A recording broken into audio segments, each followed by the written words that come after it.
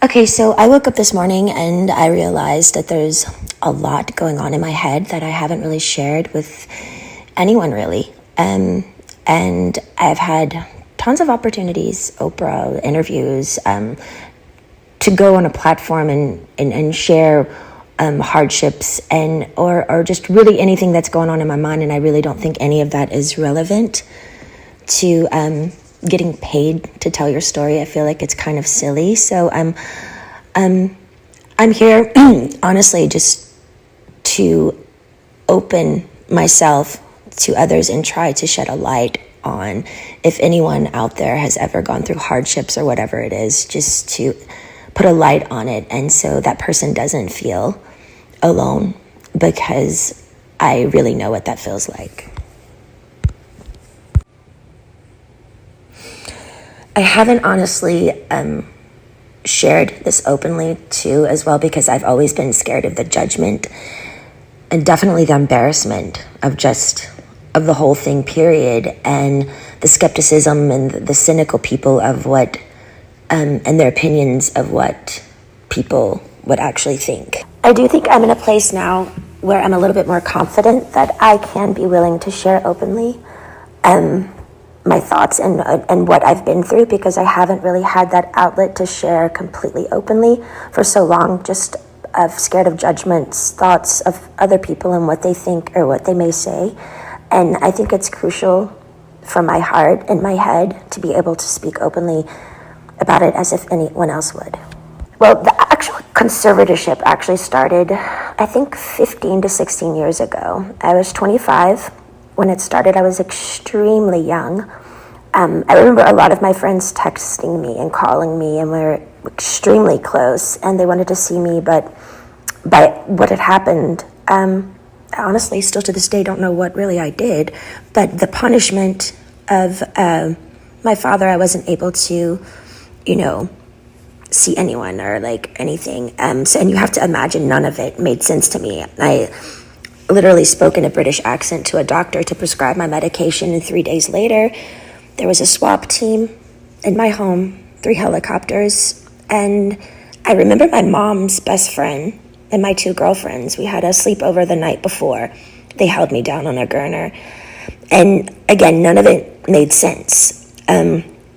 Literally, the extent of my madness was playing chess with, when it was playing chase with paparazzi, which is still to this day one of the most fun things I ever did about being famous. So I don't know what was so harmful about that. But I remember my mom was sitting on the couch and she said, "We've heard people are coming here today to talk to you. We should probably go, to a hotel or something." And I never really understood what she meant. I didn't believe her. Like, is a lawyer coming here? Who is coming here? Then 4 hours later, there were over 200 paparazzi outside my house videotaping me through a window of an ambulance, holding me down on a gurner. I know now it was all premeditated. A woman introduced the idea to my dad, and my mom actually helped him follow through and made it all happen. It was all basically set up. There was no drugs in my system, no alcohol, nothing. It was pure abuse. And I haven't even really shared even half of it. I think the main thing I do remember when it started was my dad's control.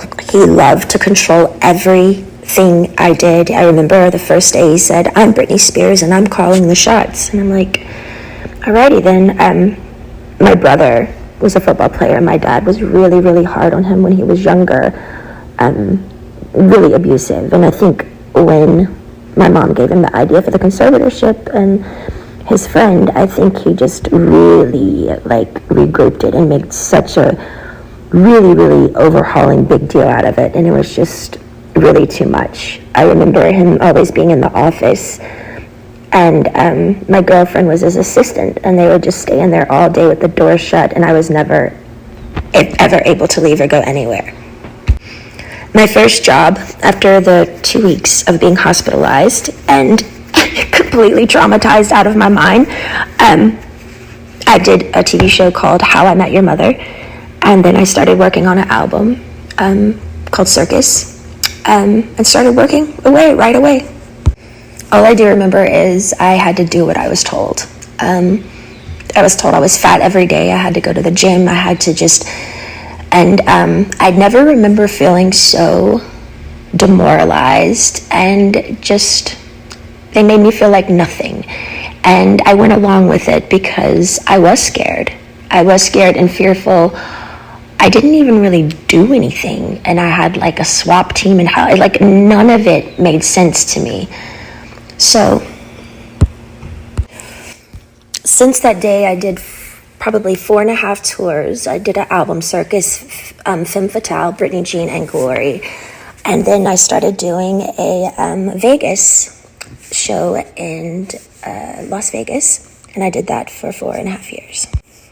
I do remember working, and I got to a point where, you know, because my pride in my 30s, I have to live under my father's rules, and, you know, the dancers are playing and drinking and having fun at nights in Vegas, and I couldn't do anything. And I remember just being like, my performances, I know, were horrible. Like, I even wore wigs, and all the dancers were doing all these nice, sexy head flip turns, and I had conditioner treatment in my hair and like these little caps over my head, and just during a whole show getting conditioner treatments just with wigs on, because I was just like a robot. Honestly, I didn't give a fuck anymore, because I couldn't go where I wanted to go. I couldn't have the nannies that I wanted to have. I couldn't have cash.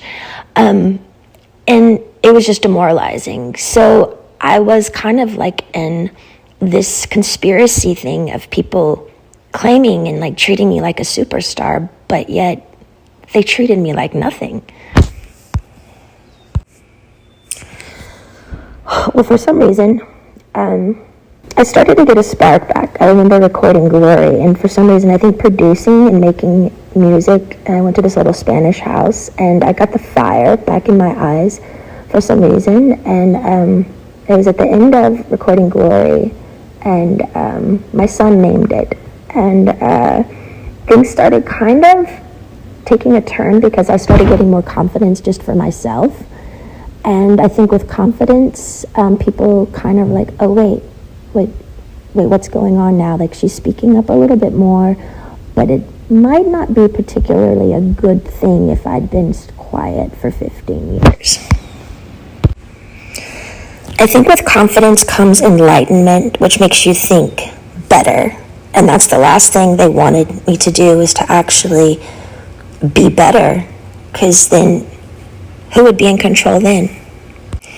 But it was really tricky, because I had to just play this role that everything was okay all the time, and I had to go along with it because I knew they could hurt me. So I'm sitting here, like, my friends all drinking alcohol and having fun in these parties, and had no cash. I literally felt like a nun. My girlfriends from home came to visit me in a spa, and I couldn't even walk into the spa, and they had their feet doing pedicures in the water, and the 3 ices of bottles of champagnes before my show, just sitting there. And I wasn't even acknowledged by them, my own hometown friends, when they would come to Vegas. And it was just, it was demoralizing, I will say. You also have to understand, it's like, 15 years of touring and doing shows, and I'm 30 years old under my dad's rules. And all of this is going on, and my mom's witnessing this, and my brother is witnessing, and my friends are witnessing it, and they all go along with it. And I'm like, how am I the one working here and doing all this, but I don't get the side things that, the good stuff, I want to be able to play. I want to be able to have fun. Like, none of it made sense to me. Well, the last show in Vegas ended 2017. I went on tour, which of tour I was forced to do, but I was supposed to do a new show. So the new show came along. I rehearsed, I think, maybe 4 days ago. I don't really remember, but I went to one of the rehearsals, and I said no to a dance move. I was like, no, can we do that? I don't want to do this. And then I just remember everything got really weird and quiet, and all the directors and producers went in the back room and just spoke. And that was it. And I was like, well, I don't know what's going on. So we all just kind of like, what happened? And then the next day, I was told that I had to be sent away to a facility, and that I was supposed to say on my Instagram the reason why is because my dad is sick and I need treatment, which was, I I didn't want to ever go there. I remember my dad calling me on the phone, and I was crying, and I was like, why are you guys doing this? Like, what? And I just remember him saying, it's in your hands. You have to listen to the doctors. The doctors are going to tell you what to do. I can't help you now. And I remember his last words were, now, you don't have to go, but if you don't go, we're going to go to court, and there'll be a big trial, and you're going to lose. I have way more people on my side than you. You don't even have a lawyer, so don't even think about it. So I did it. I went to the place. I was scared out of my mind. And none of it, again, made any sense of what they were doing to me. And again, I haven't wanted to share this because it's unbelievably offensive, sad, abusive, and honestly, would anybody believe me?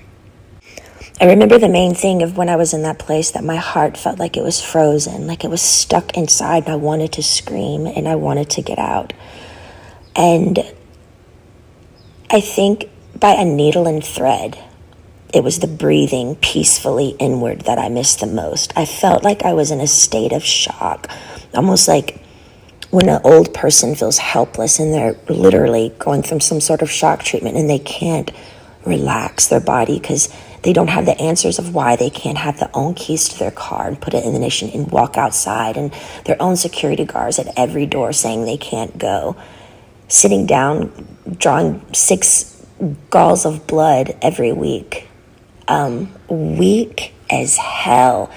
And then calling, and my family is in Destin at my beach house.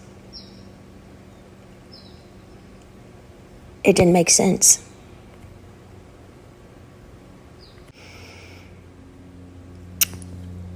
The main thing, I to this day, I kind of stopped believing in God at that time because I didn't know how they could have 40 people leave my house a day and me work from 8 to 6 at night, be seen changed every time I changed in the shower, no privacy, no door, nothing.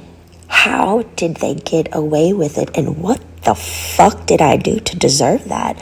I couldn't even smoke cigarettes. People on death row can smoke cigarettes.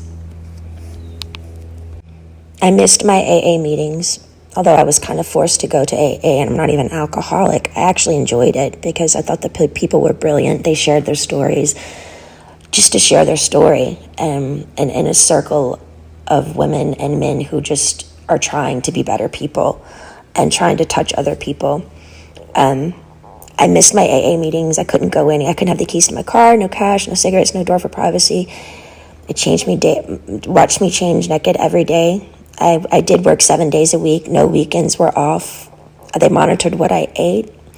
From 8 to 6 I worked. Sometimes at 9 o'clock I'd be able to watch a movie.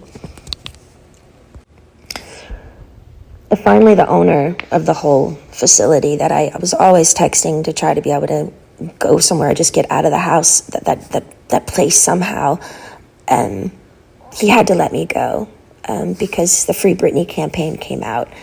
With all the pink t-shirts, I saw it on a lot of the morning shows, and people by word of mouth, and I think just by my fans knowing by heart that something was up. I remember one of the guys were on an interview on the street, and he said, you know what, I could be totally wrong, and if I'm wrong, I'll be really, really embarrassed, and I'll just go have a drink somewhere. He said, but I do feel like they're doing something to her right now, and I'm not surely what it is, but that's what my heart says. But the whole thing that made it really confusing for me is these people are on the street fighting for me, but my sister and my mother aren't doing anything. To me, it was like they secretly, honestly liked me being the bad one, like I was messed up, and they kind of just liked it that way. Otherwise, why weren't they outside my doorstep saying, baby girl, get in the car, let's go? I think that's the main thing that hurt me. I couldn't process how my family went along with it for so long. And I mean, almost half a year, you know? And their only response was, we didn't know. I'm like, I'm on the phone telling you right now, I'm here, please. Eventually, by the grace of God and praying on my knees, I left the place. But I was still scared. I was really, really scared. And from then on, I had support. I needed a lot of support. And I found two really, really great people that would come to my house weekly and just help me with my mind, because I didn't understand all the therapy that I had to do there. But why have therapy when it's forced and in like a militant, almost prison-like way that like is where you're not even all there? None of it made sense. Well, I think my strength grew because I didn't reach out to my dad anymore. And they were playing the game of ball and twist of, she's going to come running back to us because, we've scared her and we're the bosses here. But I didn't. I just stalled, and I stalled, and I stalled, and I stalled. And finally, I think they just knew I wasn't going back. And I finally got a lawyer. A wonderful friend finally got me a lawyer. And he really helped me through it. To me, the thing was, I think the trauma of all of it and just the whole thing together, and going down to how much effort and work and heart I put in to what I did when I did work, even down to the details of how many rhinestones are going to be in my costume. And I cared so much, and they literally killed me. They threw me away. That's what I felt like my family threw me away. I was performing for like thousands of people at night in Vegas, the rush of being a performer, the laughter, the joy, the respect. I was shaking over 40 people's hands every night before a show, training weekly, 3 training sessions a week, AA meetings, therapy sessions. My dad literally, I was a machine. I was a fucking machine. Not even human, almost. It was insane how hard I worked. And the one time I speak up and say no in rehearsals to a fucking dance move, they got pissed. I feel like the scare tactic and how badly they treated me in the end, I think they thought I was going to come begging back to work again, because they thought, I needed them. Because they put me in an ignorant, scared state of mind to make me feel like I needed them. And if you don't do what we say, we're going to show you who's boss. I didn't play their game anymore. I got on my knees every day and I prayed. I held on like a needle and thread to some sort of existence, because they had made me feel like nothing for so long. I knew in the deepest part of my core, I knew I'd done nothing wrong and I didn't deserve the way I'd been treated. I do think the hardest thing for me was I wanted to use my feet and leave and run or go somewhere. I had to be placed in a chair from like 8 to 6 every day. I couldn't take it. I talked to rabbis. I've talked to grown men about it, and they're like, we don't see how you did it. Honestly, I don't either. And through that, I remember saying, I don't believe in God anymore. I honestly deserve an award for acting like I was okay every day. I thought they were trying to fucking kill me. I remember one time I was backstage and I needed my inhaler. And I opened up to my assistant because I had my phone with me, which I'm not supposed to have my phone underneath the stage. But I said to her, you know what I'm doing. I was talking to a guy and he wanted to just leave the country with me. We had it all set up to just leave.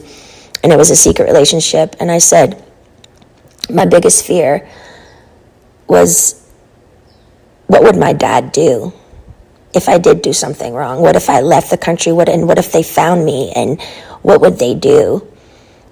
And I said, I feel like they would lock me up or something or really hurt me. And she looked at me and she said, are you kidding me, Britney? Your dad would never do that to you. And I didn't even do anything wrong, and he still did it. I'm honestly more angry at my mom because I heard when reporters would call her at the time and ask questions of what was going on, she would go innocently hide in the house, and she wouldn't speak up. It was always like, I don't know what to say. I just don't want to say the wrong thing. We're praying for her. I feel like she could have gotten me a lawyer in literally 2 seconds. My friend helped me get one in the end, but every time I made contact with a firm, my phone was tapped, and they would take my phone away from me. And again, I get nothing out of sharing all of this. I have offers to do interviews with Oprah and so many people, lots of money, but it's insane. I don't want any of it. For me, it's beyond a sit-down, proper interview. I had no contact in that place for so long, and my heart would just want to stand up in my family's faces and scream and cry and throw a tantrum and go back in time and do exactly what I wanted to do at those times. Yeah, and might even spit in their fucking faces. Why? Because the pain my family gave me, sitting me there all day and not being able to use my feet, as they watch their grandchildren run bases to base in a family neighborhood, as if I'm dead or I don't exist, honestly makes me look up and say, how the fuck did they get away with it? How is there a God? Is there a God? Giving 8 galls of blood weekly, not being able to stand up. I was so weak. And my family's at my beach house. I was scared, broken. I'm sharing this because I want people to know I'm only human. I do feel victimized after these experiences, and how can I mend this if I don't talk about it? I have an amazing song right now with one of the most brilliant men of our time, and I'm so grateful.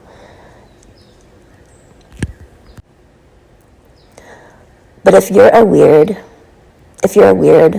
introvert, oddball like me, who feels alone a lot of the time, and you needed to hear a story like this today so you don't feel alone, know this: my life has been far from easy, and you're not alone.